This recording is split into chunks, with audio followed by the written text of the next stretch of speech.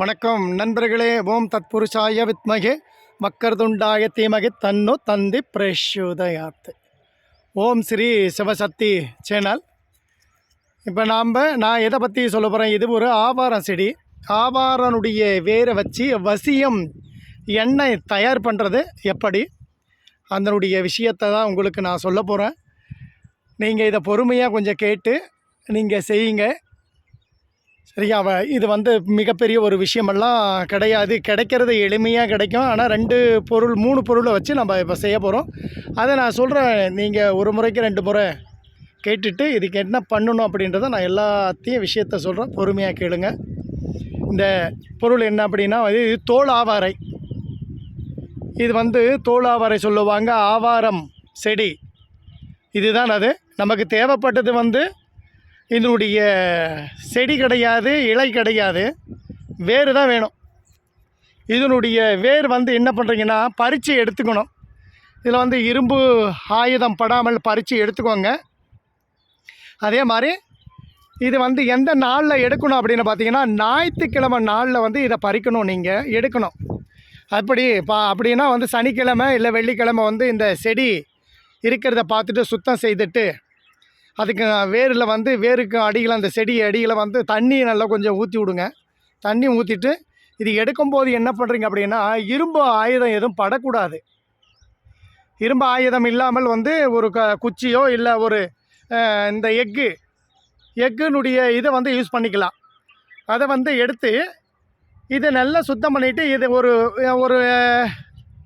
100 gram எடுக்கிறீங்கன்னு வச்சுக்க. அதே மாதிரி இது தோல் ஆவாரை. இன்னொரு ஆவாரை பார்த்தா பொன் ஆவாரை அப்படின்னு ஒன்று இருக்குது.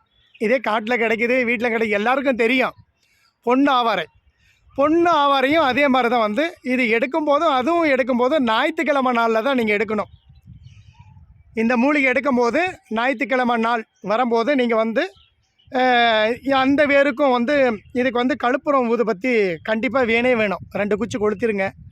மஞ்சள் நூலில் எப்போ காப்பு கட்டுறது சொல்லியிருக்கேன் நான். அந்த காப்பு கட்டுற விஷயத்தையும் காப்பு கட்டிக்கோங்க. இது காப்பு கட்டிக்கிட்டு நீங்கள் ஊதுபத்தி கொளுத்தி வச்சுட்டு உங்களுடைய குலதெய்வனுடைய மந்திரத்தை சொல்லி எடுத்துக்கலாம் மனசார. இது நான் ஒருத்தருக்காக நீங்கள் எடுக்கிறீங்க அப்படின்னா, இது இங்கே ஒரு சங்கல்பம் வச்சுக்கணும். இந்த வேண்டுதலை எடுத்துக்கிட்ட ஒரு சங்கல்பம் வச்சுக்கோங்க. எப்படி அப்படின்னா, இந்த தாயே நான் இதுக்காக எடுக்கிறேன், அவங்க ஏன் சொல் பேச்சு கேட்கணும் அப்படின்னு சொல்லிட்டு ஒருத்தருக்காக அவன் எடுக்கிறது அவங்க பேரை நினச்சிக்கிட்டு அதுக்காக எடுக்கிறீங்க.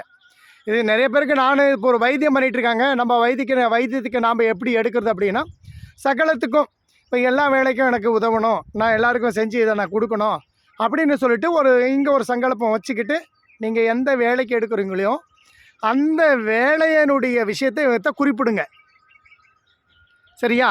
குறிப்பிட்டுட்டு நீங்கள் இதை எடுத்துங்க. இதே மாதிரி தான் அந்த பொன்னாவரைக்கிட்ட நின்றும் அதே மாதிரி அந்த பொன்னாவரைக்கிட்ட வேறு எடுக்கும்போதும் அதுவும் இந்த வேறு எவ்வளோ எடுக்கிறீங்களோ அதே அளவுக்கு அந்த ஒரு வேறு அது ஒரு 100 கிராம், இது ஒரு 100 கிராம் எடை போட்டுக்கோங்க. இது எடுக்கும்போது என்ன பண்ணுறீங்க அப்படின்னா, வேறு ஈரமாக இருக்கும்போதே நசுக்குங்க, பொடி பண்ணக்கூடாது. நசுக்கிட்டு இந்த வேறு 100 கிராம் அது ஒரு 100 கிராம் ரெண்டுத்தையுமே எடுக்கும்போது நசுக்குங்க. நசுக்கி வச்சுக்கிட்டீங்க, கல்லில் போட்டு இடித்து நசுக்கி வச்சுக்கோங்க. நசுக்கி வச்சுக்கிட்டு ஒரு பவுல் ஒரு கண்ணாடி பவுலாக இருக்கட்டும். கண்ணாடி பவுலில் ஒரு 1 லிட்ரு நீங்கள் தேங்காய் எண்ணெய் எடுத்துக்கோங்க. தேங்காய் எண்ணெயில் தான் வசியம் பண்ணுறோம். தேங்காய் எண்ணெய் 1 லிட்ரு எடுத்துக்கிட்டு இந்த வேறு நசுக்கி இருக்கிற வேரை 100 கிராம் எடுத்துக்க சம அளவு எடுத்துக்கணும். எடுத்துக்கிட்டு அதுக்குள்ளே போட்டு நசுக்கி போட்டுருங்க. இது 2 வேர் ஆச்சு. இன்னொரு வேரும் நான் சொல்கிறேன், வாங்க அப்படியே கட் பண்ணாமல் பாருங்கள் வீடியோ. அப்படின்னா தான் நான் எந்த பொருளை சொல்கிறேன், நீங்கள் எப்படி செய்யணும் அப்படின்றது அந்த பதம். இப்போ நீங்கள் 2 பொன்னாவாரை தோல் ஆவாரை இது எடுத்துக்கினீங்க. அதே மாதிரி பார்த்தீங்கன்னா, இது பேய் மிரட்டின்னு சொல்லுவாங்க. எல்லா இடத்துலையும் கிடைக்கிறது தான். பாருங்கள், இந்த இலையை பார்த்துக்கோங்க. ஏன்னா வெயில் அடிக்கிறது அதனால் தெரியல. இதுதான் பேய் மிரட்டி. இதுவும் என்ன பண்ணுறீங்க அப்படின்னா, ஞாயிற்றுக்கிழமை நாளில் தான் எடுக்கணும்.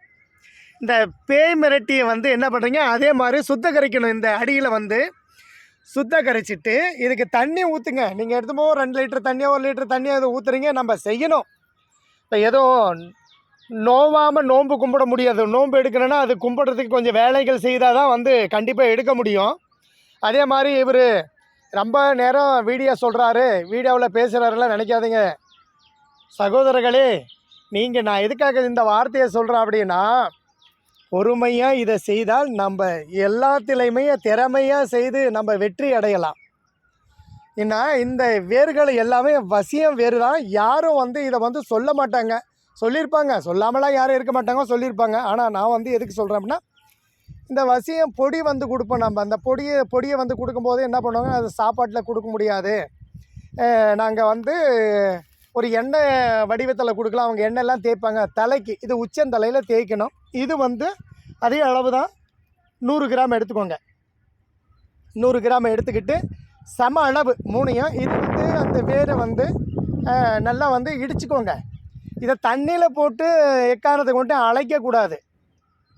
ஏன்னா ஈரப்படக்கூடாது. நீங்கள் ஈரப்பட்டு இதை எடுத்துகிட்டு போகும்போதே மண் தட்டிட்டு ஒரு துணியை வச்சு இதை க்ளீன் பண்ணிவிட்டுங்க. மண் இருக்கிறத க்ளீன் பண்ணிவிட்டு இது ஒரு 100 கிராமு, பொன்னாவரை ஒரு 100 கிராமு, தோளாவரை ஒரு 100 கிராமு.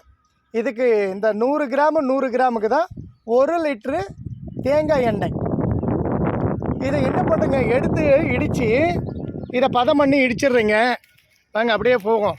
பதம் பண்ணி இடிச்சிட்ட பிறகு என்ன பண்ணுங்க, இதை ஒரு கண்ணாடி பவுலில் போட்டு 3யும் சேர்த்து தூவி விட்டு நல்ல கலவை பண்ணி கலக்கிடுங்க. கலக்கிட்டு எடுத்துன்னு போட்டு சூரிய ஒளியில் வைக்கணும். சூரிய ஒளி குறைஞ்சபட்சம் 5 மணி நேரம்.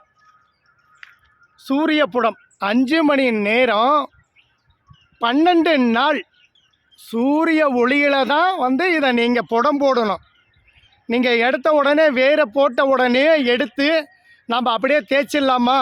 கண்டிப்பாக கிடையாது.